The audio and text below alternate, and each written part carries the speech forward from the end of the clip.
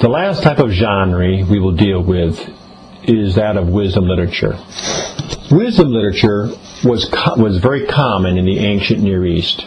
In fact, the largest single type of literature discovered in Egypt is wisdom literature.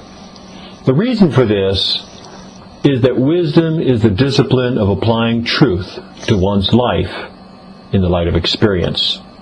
Thus, wisdom literature deals with how to live life on a practical, day-by-day basis.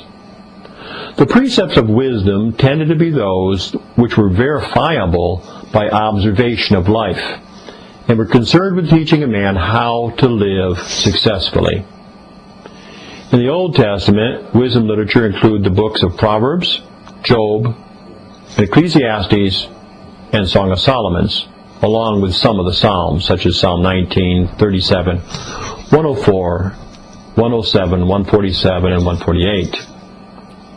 The fundamental assumption of wisdom literature is that there exist God-given principles that can guide us through life's problems and will bring success and happiness and the good life if we will only observe them.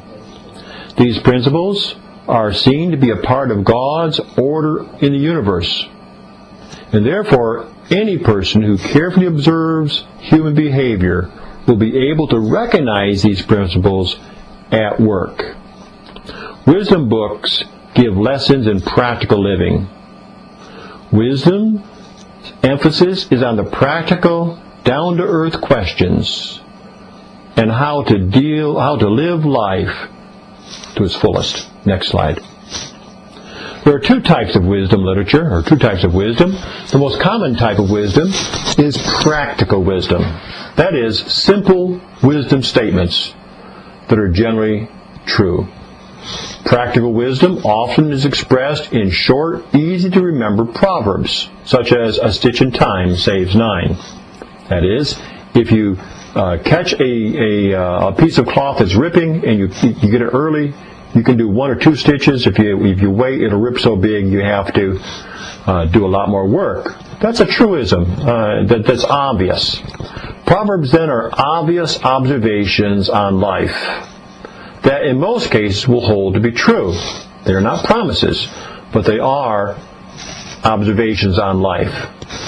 The book of Proverbs is a collection of such easy-to-remember sayings that gives advice on how to live wisely, especially aimed at the young person. The second type of wisdom literature is reflective wisdom. Reflective wisdom questions the general truisms that God always blesses the righteous and always punishes the unrighteous. If that is true, then why do the innocent suffer? Job addresses this question. Job's suffering, despite his upright life, makes us question the nature of God and our concept of righteousness. Is God being fair? The purpose of the book of Job is to show us that God's justice and righteousness do not depend on our ability to understand the seeming unfairness of life. It also shows us that our righteous acts do not make us righteous. Ecclesiastes is what might be called cynical wisdom. Cynical wisdom reflects on the seeming lack of meaning in life, and it searches for meaning in life apart from God. The purpose of Ecclesiastes is to show us that without God, life has no meaning. For us, it is the fact that God does exist and that we know Him that gives meaning to life. Next slide.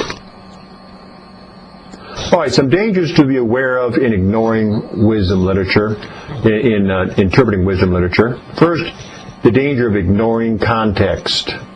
Since Proverbs appears to be a collection of wise sayings with little structure, it's easy to use these sayings in a way that contradicts the overall teachings of the book. This is even more likely in the books like Job or Ecclesiastes, where it says, for example, in Ecclesiastes, a time to be born and a time to die. Ecclesiastes 3:2. This is not teaching that God has already chosen how long we will live, but rather it is teaching the futility of life lived apart from God. The second problem is ignorance of wisdom terminology and categories. For example, a fool in wisdom literature is not a retarded or uneducated person, but rather he is an unbeliever who rejects God and who rejects God's law and lives to please his own selfish desires without considering the consequences. Failure to follow the line of the argument of the author is the third major danger. The advice of Job's friends, for example, is often used to teach truth to be obeyed, when actually the author meant them to be examples of wrong understandings of what God desires. All right, let's use a few rules here for interpreting Proverbs. First of all, Proverbs are not meant to be promises. Proverbs are popular quotes that teach that there are natural consequences to our actions. Train up a child in the way he should go, and when he is old, he will not depart from it.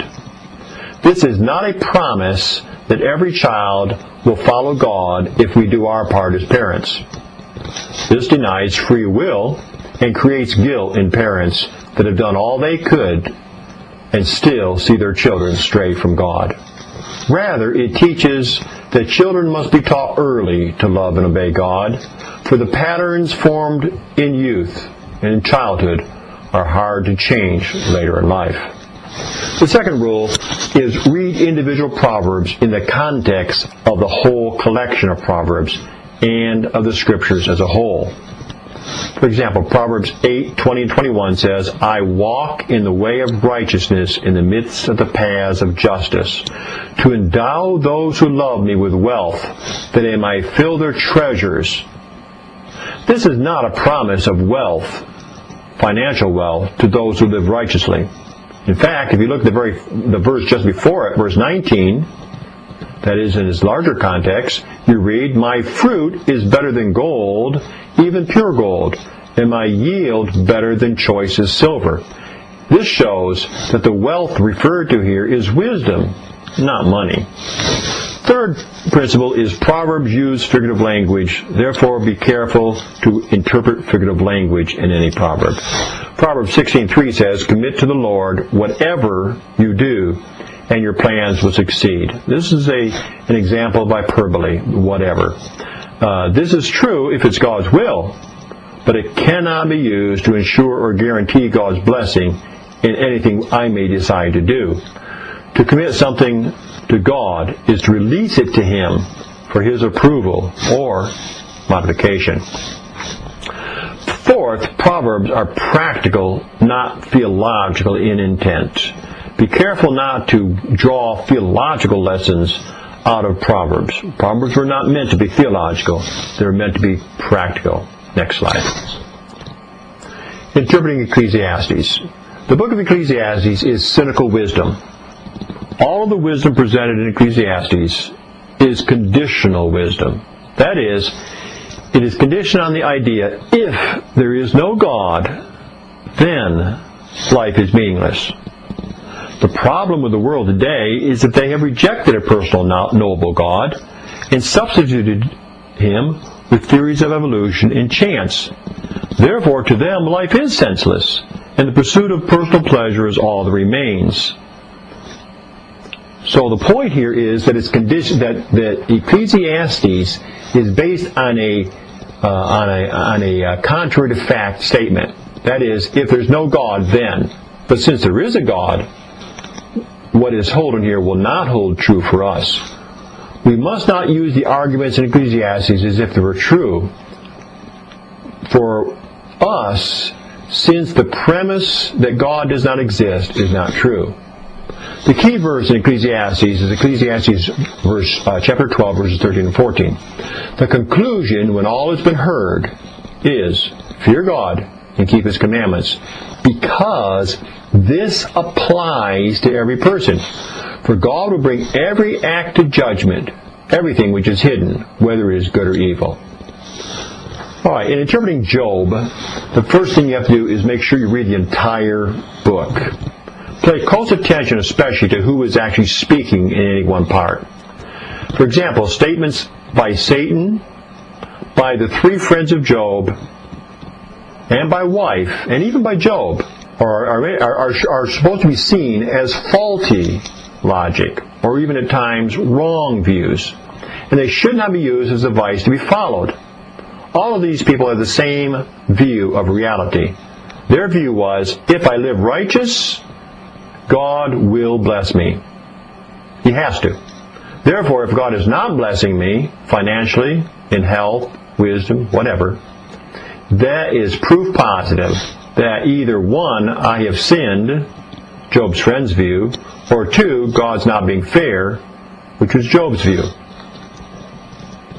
The purpose of the book of Job is to show, first, that suffering may be a part of God's plan for me. The second purpose is to show that my self-righteousness is not good enough to meet God's standards. That is, we need an imputed righteousness to stand before God.